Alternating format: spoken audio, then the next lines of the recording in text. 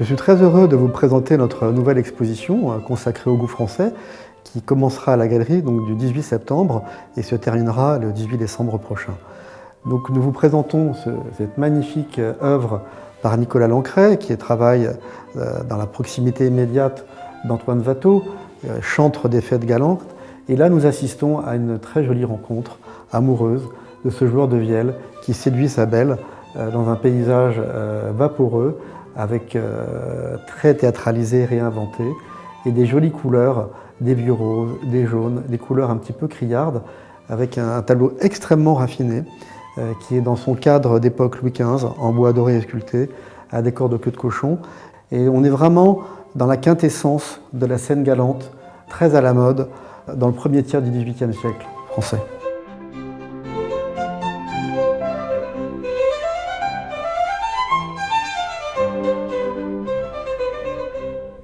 Le parcours à travers le XVIIIe siècle français continue avec un magnifique portrait de jeune femme par Jean-Marc Nattier, qui était le peintre de la cour sous le règne de Louis XV et qui a portraituré toute la bonne société bourgeoise aristocratique de l'époque. Et cette jeune femme est accoudée à une branche de chêne avec une cape bleue, le fameux bleu Nattier, magnifique et qui tire un peu sur le vert et qu'on retrouve dans toutes ses œuvres. Elle a aussi une bretelle de lierre à l'épaule droite qui est signe de constance et de fidélité.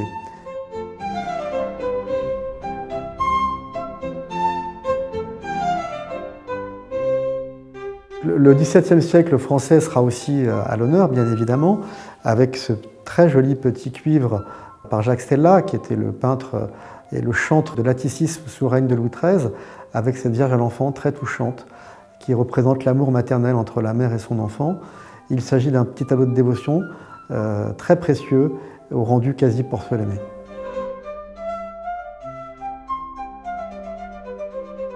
Nous vous présenterons aussi deux œuvres importantes par Nicolas de Largillière, grand portraitiste du règne de Louis XIV, avec notamment le portrait de Marie-Adélaïde de Savoie, duchesse de Bourgogne, qui était la future mère en fait, de Louis XV.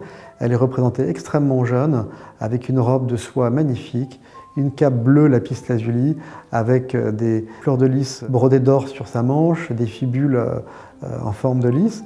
Et ce tableau provient en fait des collections royales de Louis-Philippe. Et c'est vraiment une rareté en tant que marchand d'avoir une œuvre comme ça, qui a traversé le temps sans heurts et en très bel état de conservation. Un autre tableau de Largillière, là il s'agit d'un portrait d'homme, lui aussi ovale, probablement un portrait de bourgeois qui a réussi sous le règne de Louis XIV, avec sa magnifique cape rouge de velours et sa cravate bleue et blanche de dentelle, avec une perruque qui tombe en cascade sur ses épaules avec une grande élégance. L'exposition est aussi une invitation au voyage, à faire ce fameux grand tour à Rome au XVIIIe siècle avec Giovanni Paolo Panini, qui est vraiment le grand artiste des ruines antiques, des fameux caprices architecturaux, et vous découvrirez cette magnifique vue du Colisée avec la colonne Trajane.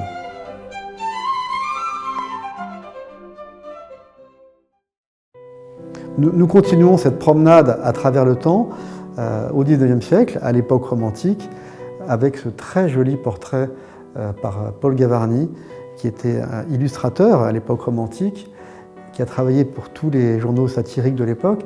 Et là, il nous laisse un tableau très touchant de son jeune ami Victor Hugo dans un fauteuil Louis XVI. Il y a vraiment une exécution extrêmement délicate et porcelainée. Et on sent déjà une grande intelligence dans le futur grand homme et grand écrivain du XIXe siècle.